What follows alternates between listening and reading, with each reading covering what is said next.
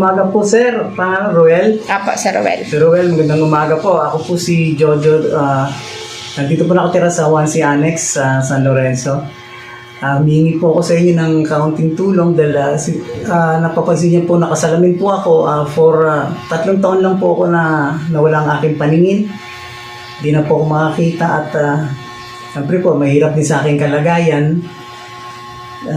Naninibago po ako sa mga kalakaran dito sa Sa lugar. paglakad-lakad ako. Lakad. Mahirap talaga. Baston ako.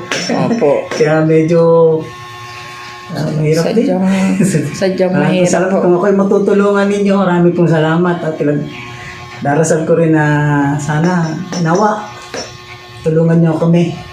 Opo. Ito naman po si Ana, ang asawa po niya, si Ate Bebot po. Asawa po ni Kuya Jojo.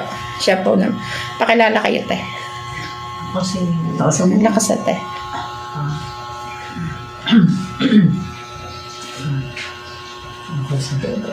Ako si Bebot, Delphine.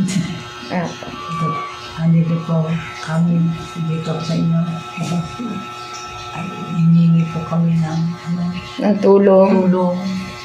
Kaya, Para po sa namin, Nangailangan sa siya. pangangailangan. Gamot. Ito po si Ate Bebot, na po siya, sobrang payat na po siya. Dati po, hindi ganyan yung katawan niya. Laki niya. Dati mo, maano po siya, malaki. Malaki Yung ang gas tama lang po katawan niya, masigla mano.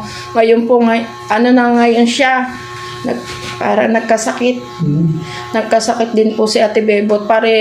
Tapos sila lang po dalawa sa bahay. Ngayon, sila lang po magkasama. Pagbibili po ng ulam si Kuya, sobra po Kasama akong lagi. naawa sa kanila kasi kahit malayo, naglalakad po sila dun papunta dun sa bilihan ng ulam. Kaya sobra pong nakakaawa ang mag-asawang ito. Humihingi po kami ng tulong sa inyo, Sir Ruel. Sana po ay mapansin po ninyo ang mag-asawang po ito, Sir. Yun lang po, Sir. Ito po muli si Ate Bebot, Sir.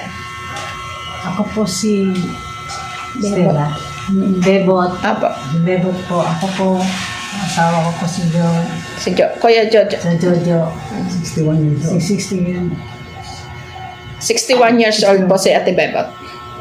Kasakit na nangyayari. Kasakit na Nangyayari. nangayayat.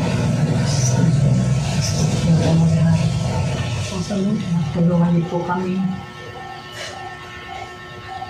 Humihingi po ng tulong si Ate Bebot din sa inyo po, Sir. Ito pong mag-asawa. Ito po, Kuya. Si Kuya na lang. Si Kuya Jojo po. May sabihin lang po. Papasalamat. Sir, nagpapasalamat po kami kung ano pong mahatid yung tulong sa amin. Hindi naman kami humiling na sa inyo ng malaki, pero kung ano lang pong magagawad nyo sa amin, nagpapasalamat po kami. At nagpapasalamat kami kay Lord dahil may dumating na mga anghel. Maraming po salamat. Hanggang dito na lang po, Sir. Maraming salamat. Ito po yung bahay po nila. Bali, sila lang po dalawa talaga magkasama dito sa bahay. Kaya po, hanggang dito na lang po, Sir. God bless po. Maraming salamat po. Bye-bye po. Thank you. Thank you po. Thank you.